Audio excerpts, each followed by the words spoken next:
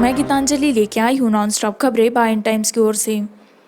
BSF जवान ने कोविड-19 को आत्महत्या कर ली, सीएपीएफ में 14वीं मौत। एक 35 वर्षीय बीएसएफ जवान ने कोरोना वायरस के आगे घुटने टेक दिए हैं, जो महामारी से 3 तक बल में घातक परिणाम ले रहा है, एक वरिष्ठ अधिकारी ने बुधवार को कहा। यह अर्धसैनिक या केंद्रीय सशस्त्र पुलिस में 14वीं कोविड-19 की मौत है, फोर्सेस सीएपीएफ। अस्थिर विनोद कुमार ने 9 जून को दिल्ली के एम्स में अंतिम सांस ली। उन्हें दिल्ली पुलिस के साथ कानून व्यवस्था ड्यूटी पर तैनात किया गया था और कमजोरी और खांसी के कारण 5 जून को एम्स में भर्ती कराया गया था, सीमा सुरक्षा बल बीएसएफ के प्रवक्ता ने कहा। प्रसाद का कोविड-19 परीक्षा परिणाम 6 जून को नकारात्मक आया, लेकिन उनकी स्थिति 8 जून को बिगड़ गई और उन्होंने मंगलवार को एम्स आईसीयू में अंतिम सांस ली। 8 जून को सकारात्मक पाया गया, प्रवक्ता ने कहा। लगभग 2.5 लाख कर्मियों को मजबूत बल के पास अब तक कुल 535 कोरोना वायरस मामले हैं, जिनमें से 435 बरामद हुए हैं। वंदे भारत 193 भारतीय कोलकाता से न्यूयॉर्क पहुंचते हैं। एयर इंडिया की एक विशेष निकासी उड़ान न्यूयॉर्क से 193 भारतीयों को लेकर बुधवार सुबह कोलकाता हवाई अड्डे पर वंदे भारत मिशन के हिस्से के रूप में पहुंची, जिसका उद्देश्य कोरोना वायरस महामारी के कारण विभिन्न देशों में फंसे भारतीय नागरिकों को लाना है। एयर इंडिया की उड़ान अमेरिका में भारतीय दूतावास के मुताबिक 102 ने 8 जून को न्यूयॉर्क छोड़ दिया था। वंदे भारत मिशन का तीसरा चरण आज 10 जून से शुरू हुआ और यह 1 जुलाई तक चलेगा। शेड्यूल में 356 उड़ानें हैं, जिसमें वापसी सेवाएं और घरेलू कनेक्शन शामिल हैं। अनुसूची में उल्लिखित सभी घरेलू उड़ानें अंतर्राष्ट्रीय कनेक्टिंग यात्रियों के प्रस्थान के लिए हैं और एयर इंडिया की निकासी उड़ानों पर पहुंचने राष्ट्रीय वाहक ने अनुसूची में कहा। दूसरे चरण में लगभग 180 उड़ानें थी और पहली, जो 7 जून से 15 मई के बीच चली, 64 उड़ानें थी। पहला चरण लगभग 15,000 भारतीयों को वापस लाया घर। दूसरे चरण में 29 मई तक लगभग 30,000 नागरिकों को ले गए। महाराष्ट्र के सीएम उद्धव ठाकरे ने नए उद्योगों के विकेंद्रीकरण पर जोर दिया। महाराष्ट्र के मुख्यमंत्री उद्धव ठाकरे ने कोविड-19 के प्रकोप के मद्देनजर राज्य में नए उद्योगों के विकेंद्रीकरण की आवश्यकता पर बल दिया है। मंगलवार शाम मुंबई नागपुर समृद्धि कॉरिडोर की समीक्षा बैठक में ठाकरे ने कहा कि उद्योगों के अलग अलग क्षेत्र बनाए जाने चाहिए। गलियारे के साथ और इकाइयों द्वारा आवश्यक सभी सुविधाएं वहां प्रदान की जानी चाहिए। समृद्धि कॉरिडोर मुंबई और नागपुर के बीच यात्रा के समय को कम करने के लिए 701 किलोमीटर लंबा एक्सप्रेसवे बनाया जा रहा है। ठाकरे ने कोरोना वायरस संकट के दौरान यह ध्यान में आया है, औद्योगिक क्षेत्रों में जनसंख्या का घनत्व अधिक है और उन क्षेत्रों में तालाबंदी लागू की गई थी। वहीं समृद्धि कॉरिडोर के निर्माण के दौरान उद्योगों को अलग अलग जोन एक्सप्रेसवे के साथ बनाए जाने चाहिए और वहां उद्योगों द्वारा आवश्यक सुविधाएं प्रदान की जानी चाहिए। ठाकरे ने अधिकारियों को एक्सप्रेसवे के साथ साथ विभिन्न स्थानों पर ट्रॉमा केयर सेंटर स्थापित करने का निर्देश दिया। कॉरिडोर परियोजना जो 24 को जोड़ती है, उन्होंने कहा कि राज्य के जिलों को जल्द से जल्द पूरा किया जाना चाहिए। जिलों में औद्योगिक, कृषि और पर्यटन इकाइयों की स्थापना, जिसके माध्यम से एक्सप्रेसवे को भौगोलिक स्थिति का विश्लेषण करने के बाद किया जाना चाहिए।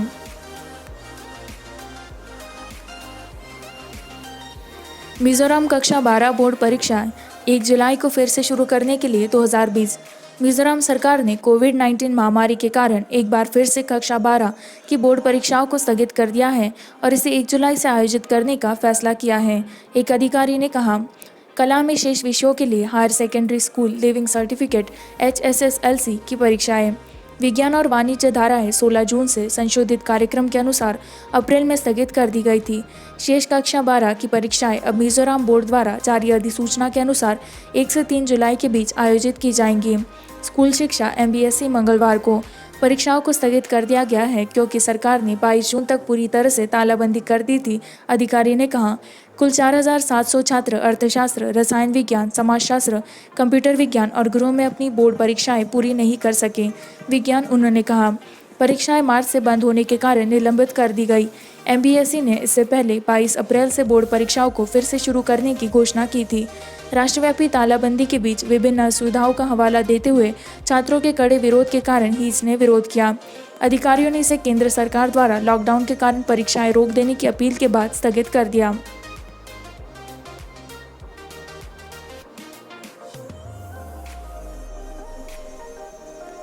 पाकिस्तानी सेना ने नौशेरा में LOC के साथ इलाकों को निशाना बनाया। पाकिस्तानी सेना ने बुधवार को जम्मू और कश्मीर के राजौरी जिले में नियंत्रण रेखा के पास आग लगा दी और मोर्टार दागे, अधिकारियों ने कहा। भारतीय सेना ने प्रभावी रूप से जवाबी कार्रवाई की।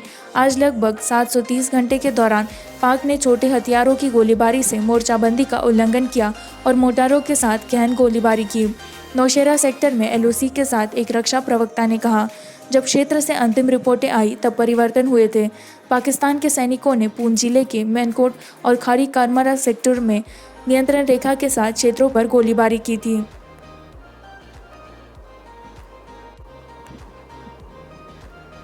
भारत में 9,985 नए कोविड-19 मामले दर्ज किए गए, जिनमें से 279 मौतें हैं। मरने वालों की संख्या बढ़कर 7,745 हो गई। केंद्रीय स्वास्थ्य मंत्रालय ने कहा कि भारत ने छठे दिन लगातार 9,500 कोविड-19 के मामले दर्ज किए और 24 घंटे में बुधवार सुबह 8 बजे तक 279 मौतें हुई। जॉन्स हॉपकिंस विश्वविद्यालय द्वारा जारी आंकड़ों के अनुसार देश अमेरिका, ब्राज़ील, रूस और ब्रिटेन के बाद कोविड-19 महामारी से प्रभावित होने वाला 5वां सबसे बड़ा देश है। देश में सक्रिय मामलों की संख्या 1,33,632 है, जबकि 1,35,205 लोग बरामद हुए हैं और एक मरीज पलायन कर गया है।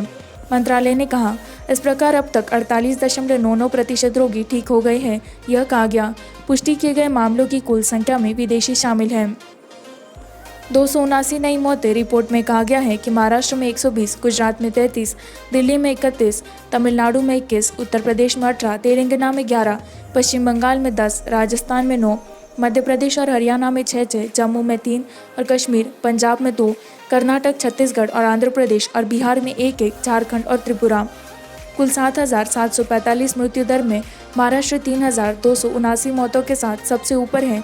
इसके बाद गुजरात 1,313, दिल्ली 905, मध्य प्रदेश 420, पश्चिम बंगाल 415, तमिलनाडु 307, उत्तर प्रदेश 301 के साथ है। राजस्थान में 255 और तेलंगाना में 148 मौतें हुई। मौत का आंकड़ा आंध्र प्रदेश में 77, कर्नाटक में 66 और पंजाब में 55 तक पहुंच गया।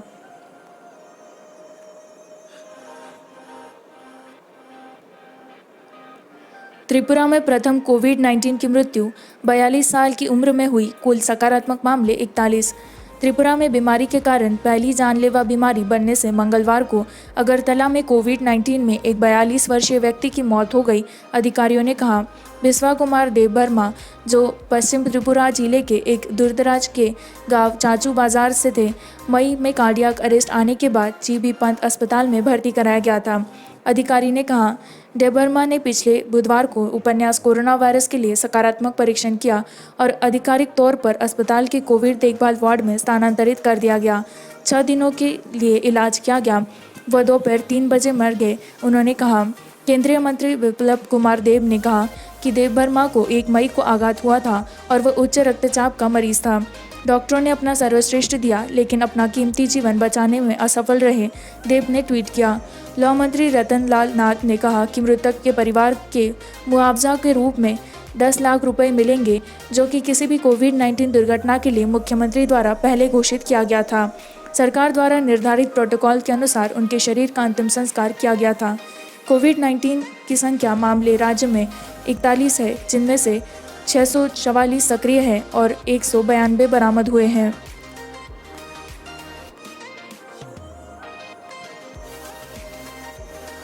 चारधाम यात्रा 30 जून तक के लिए स्थगित, श्रद्धालुओं का मेला छाया। उत्तराखंड राज्य सरकार ने चारधाम यात्रा के लिए तीर्थयात्रियों की संख्या 30 जून तक स्थगित कर दी है। तीर्थयात्रियों की संख्या बद्रीनाथ के लिए 1,200, केदारनाथ के लिए 800, गंगोत्री के लिए 600 और यमुनोत्री तीर्थ के लिए 400 तक सीमित कर दी गई है। राज्य सरकार के कैबिनेट मंत्री और प्रवक्ता मदन कौशिक ने कहा, चारधाम के पुजारियों और अन्य हितधारकों से परामर्श के बाद यात्रा को रोकने और स्थगित करने का निर्णय लिया गया है। यह फैसला पुजारियों के संगठन, व्यापारियों के विरोध के बाद आया और कोविड-19 के खतरे का हवाला देते हुए हॉस्पिटैलिटी सेक्टर के हितधारक राज्य की पहाड़ियों के दूर के कोने में फैले हैं। इस बीच 4 तीर्थस्थलों केदारनाथ, बद्रीनाथ, यमुनोत्री और गंगोत्री को छोड़कर राज्य के कई अन्य धार्मिक स्थानों को सोमवार को भक्तों द्वारा दर्शन के लिए खोला गया। पिछले साल 38 लाख से अधिक तीर्थयात्रियों की संख्या ने पहाड़ी राज्य के पूजनीय 4 तीर्थों की यात्रा की। मुख्यमंत्री त्रिवेंद्र सिंह रावत ने अपने निवास से मीडिया को संबोधित करते हुए कहा कि केंद्र सरकार ने 8 जून से धार्मिक स्थल खोलने की अनुमति दी है और यात्रा सीमित, नियंत्रित और सुरक्षित तरीके से शुरू की जाएगी।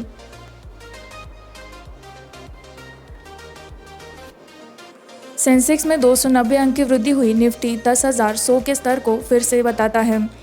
लगातार विदेशी फंड के प्रवाह के बीच रिलायंस इंडस्ट्रीज, एचडीएफसी और आईसीआईसीआई बैंक के इंडेक्स हैवीवेट में बढ़त के चलते बीएसई सेंसेक्स में बुधवार को 290 अंक की बढ़ोतरी हुई। इंट्राडे के बाद 34,350.17 अंक के चढ़ने के बाद 30 शेयर बेंचमार्क 290.36 अंक या 0.86%, 34,247.05 पर उच्चतर सेट। निसंदेह एनएसई निफ्टी 69.50 अंक या 0.69% चढ़कर 10,116.15 पर पहुंच गया। सेंसेक्स पैक में इंडसइंड बैंक 8% की बढ़त के साथ शीर्ष पर रहा। उसके बाद Kotak Bank, Reliance Industries, HDFC, Axis Bank और एसबीआई शामिल थे। दूसरी ओर Hero MotoCorp, Tata Steel, Bajaj Auto और ओएनजीसी शामिल थे। फीसदी कारोबारियों ने कहा कि शुद्ध आधार पर विदेशी संस्थागत निवेशकों ने मंगलवार को 490.81 करोड़ रुपए के इक्विटी खरीदे। अंतिम एक्सचेंज डेटा दिखाया। वित्तीय शेयरों में दिन के दौरान बेंचमार्क उच्च स्तर पर रहे। उन्होंने कहा कि लगातार विदेशी फंड की आवक से भी बाजार में उछाल आया।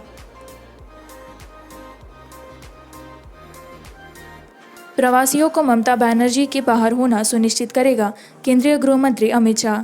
केंद्रीय गृह मंत्री अमित शाह ने बुधवार को बंगाल की कोविड-19 प्रतिक्रिया पर ममता बनर्जी सरकार के खिलाफ कोई रोक नहीं लगाई। कहा कि घर लौटने वाले प्रवासियों को अगले साल के राज्य चुनावों में उनकी सरकार से बाहर करना सुनिश्चित करेगा। नई दिल्ली से एक आभासी रैली शाह जोर देकर कहा कि बंगाल लौटने वाले प्रवासी ममता सरकार और उनकी पार्टी को पटरी से उतार देंगे। उन्होंने ममता को चेतावनी भी दी कि नागरिकता संशोधन अधिनियम पर उनके रुख के कारण बांग्लादेशी शरणार्थी उन्हें राजनीतिक शरणार्थी बनाएंगे। जब ममता ने श्रमिक गाड़ियों को बुलाया तो उनके परिवार और प्रियजनों से मिलने के लिए वापस आ रहे थे। कोरोना एक्सप्रेस के रूप में यह उन प्रवासियों का अपमान है जो दूसरे राज्यों में फंसे हुए थे। यह कोरोना एक्सप्रेस अगले चुनाव में बंगाल से बाहर निकलने को सुनिश्चित करेगा। उन्होंने कहा, बंगाल में 325 श्रमसाध्य ट्रेनों को उत्तर प्रदेश में 1,700 और बिहार में 1,500 के रूप में प्राप्त किया है। यह ममता की चुगली कर रहा कि श्रमजीवी ट्रेनों को प्रवासी श्रमिकों से भरा जाएगा। कोरोना एक्सप्रेस में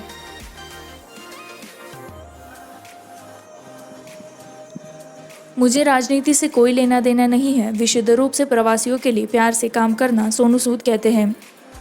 प्रवासियों को उनके घरों तक पहुंचाने में मदद करने के लिए अपने काम के लिए राष्ट्रीय सुर्खियों में आए अभिनेता सोनू सूद ने आरोप लगाया कि वह राजनीति में दिलचस्पी नहीं रखते हैं और कहते हैं कि वह वही कर रहे हैं जो वह विशुद्ध रूप से प्यार से बाहर कर रहे हैं। अभिनेता को एक मसीहा के रूप में देखा जाता है। प्रवासियों के लिए प्रकार और उनकी प्रेरणाओं और संभावित राजनीतिक झुकाव पर बहस का केंद्र भी हजारों प्रवासियों को अपने गृह राज्यों में लौटने के लिए परिवहन की व्यवस्था कर रहा है। मुझे राजनीति से कोई लेना देना नहीं है। मैं पूरी तरह से बाहर कर रहा हूँ। प्रवासियों के लिए मेरे प्यार, मैं उन्हें उनके परिवारों के साथ फिर से जुड़ने में मदद करना चाहता हूँ। सूद ने कहा कि उनका अपमान है कि उन्होंने 18,000 से 20,000 श्रमिकों को ओडिशा, बिहार, उत्तर प्रदेश और झारखंड जैसे राज्यों में अपने घरों में वापस जाने में मदद की है। सूद ने कहा कि अंतिम प्रवासी अपने घर पहुंचने तक काम करने का इरादा रखते हैं। यात्रा पूरी तरह से जारी रखनी है। किसी को भी बेघर नहीं किया जाना चाहिए। हम चाहते हैं कि वे सुरक्षित घर पहुंचे।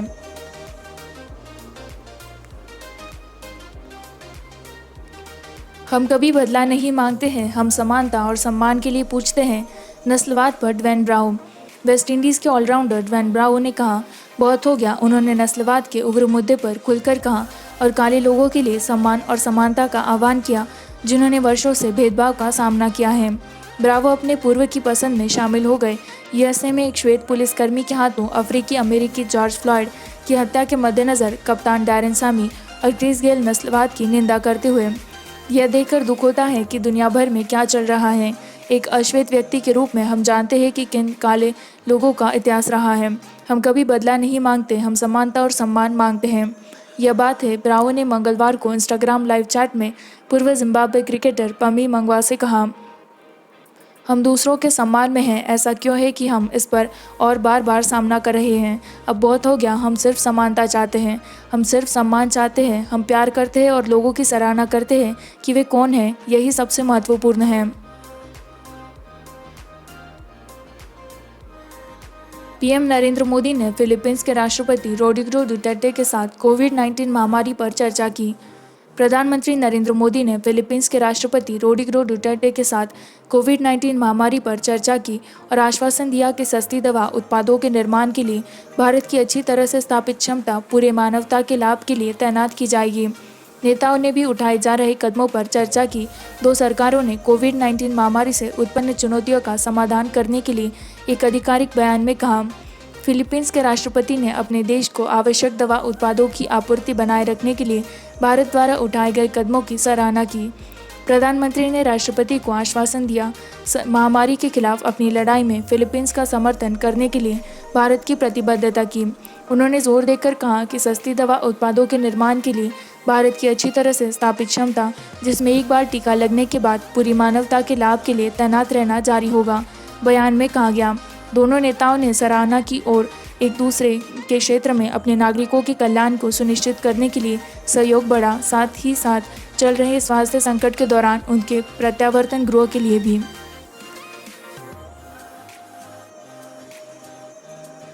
पेट्रोल के दाम में 40 पैसे प्रति लीटर, डीजल में 45 पैसे की बढ़ोतरी हुई। बुधवार को पेट्रोल की कीमत में 40 पैसे प्रति लीटर और डीजल में 45 पैसे की बढ़ोतरी की गई थी। तेल पीएसयू के बाद दरों में चौथी दैनिक बढ़ोतरी दर में संशोधन के बाद 82 दिन की गिरावट थी। दिल्ली में पेट्रोल की कीमत 73.40 प्रति लीटर से बढ़ा दी गई थी 73, जबकि राज्य तेल विपणन कंपनियों की मूल्य अधिसूचना के अनुसार डीजल की दरें 71.17 रुपये से बढ़कर 71.62 रुपये प्रति लीटर हो गई। देश भर में वृद्धि हुई है और स्थानीय बिक्री कर या वैट की घटनाओं के आधार पर अलग अलग राज्यों में भिन्न भिन्न है। यह एक पंक्ति में दरों में चौथी दैनिक वृद्धि है, क्योंकि तेल कंपनियों ने रविवार को 82 दिनों के अंतराल को समाप्त करने के बाद लागत के अनुरूप संशोधित कीमतों को फिर से शुरू किया। 4 बढ़ोतरी में पेट्रोल की कीमत में 2.14 रुपये प्रति लीटर और डीजल में 2.23 रुपये की बढ़ोतरी हुई है। इसी के साथ मैं संवाददाता गीतांजलि आपसे विदा लेती हूँ। इसी तरह की नॉनस्टॉप खबरों को जारी रखने के लिए बाइंग टाइम्स हिंदी को लाइक करें, सब्सक्राइब करें, शेयर करें।